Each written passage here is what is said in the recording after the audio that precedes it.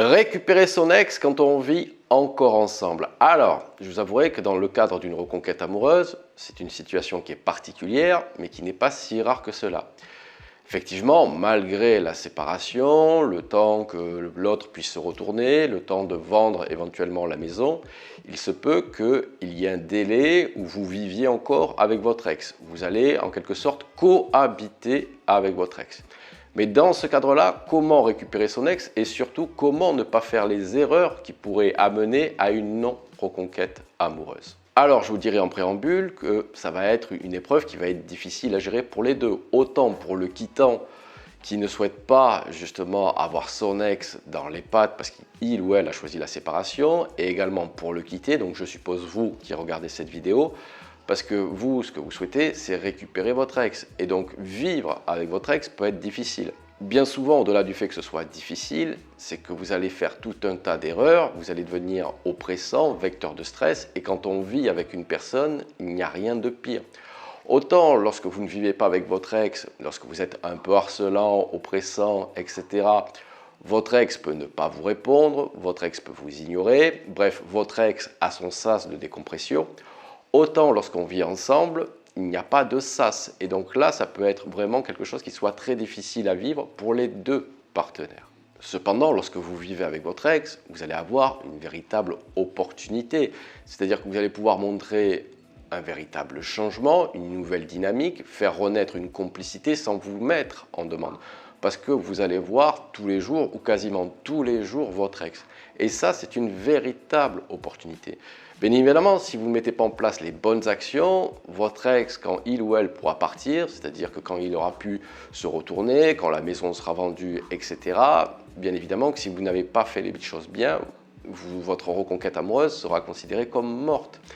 Or, là, vous allez pouvoir semer une petite graine, c'est-à-dire que si la cohabitation se passe bien, si finalement vous arrivez à relancer la complicité, votre ex va se poser des questions.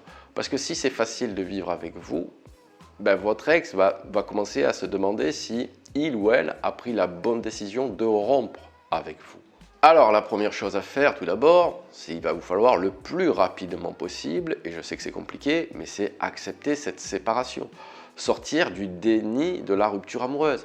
Si tous les jours vous mettez la pression avec votre ex pour savoir pourquoi, comment, mais laisse-moi une seconde chance, mais on peut se remettre ensemble, mais regarde comment on est heureux, il y a de fortes chances que votre ex veuille vous fuir comme la peste parce que vous devenez trop oppressant, trop vecteur de stress. C'est pour ça que le plus rapidement, il vous faut accepter cette situation, c'est-à-dire que vous êtes dans une rupture amoureuse. La deuxième chose qu'il va falloir faire, c'est retrouver rapidement le sourire et le moral.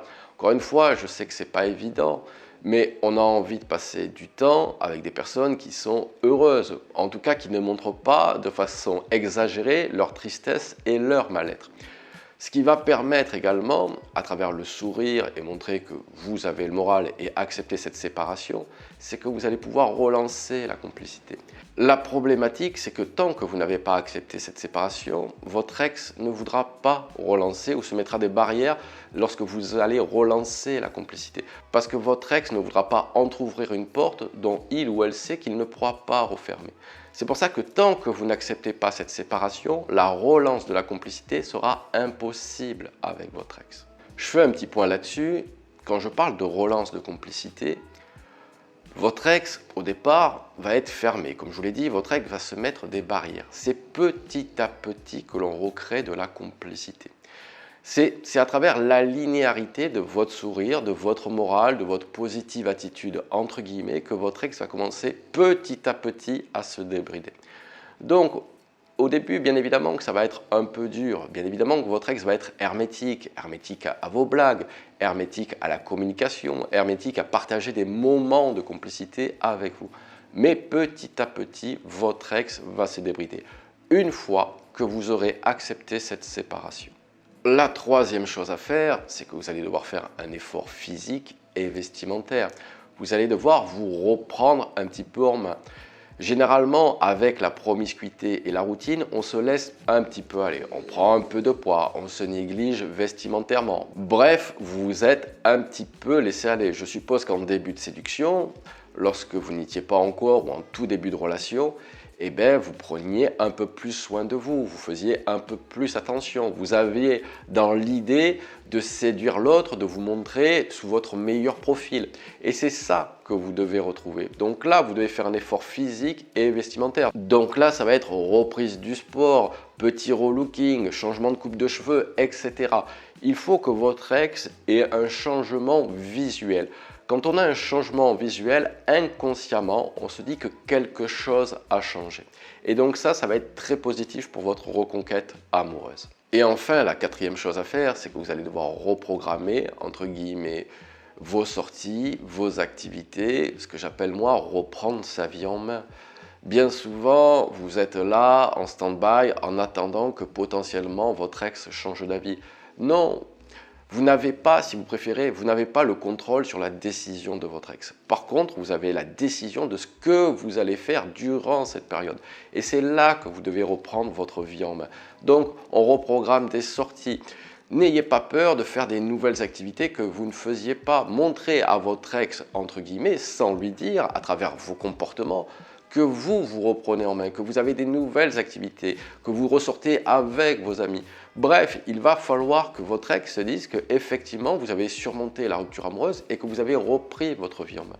En plus, en faisant cela, ça va créer de la curiosité chez votre ex. Et donc, quand votre ex est curieux, ça veut dire que votre ex s'interroge sur un avenir potentiel avec vous. Et ça, c'est très positif pour votre reconquête amoureuse. Également, à travers ces activités, ces sorties, il va y avoir comme une sensation ou un sentiment de perte potentielle qui peut se créer. Et donc ça également, cela va créer de la curiosité chez votre ex.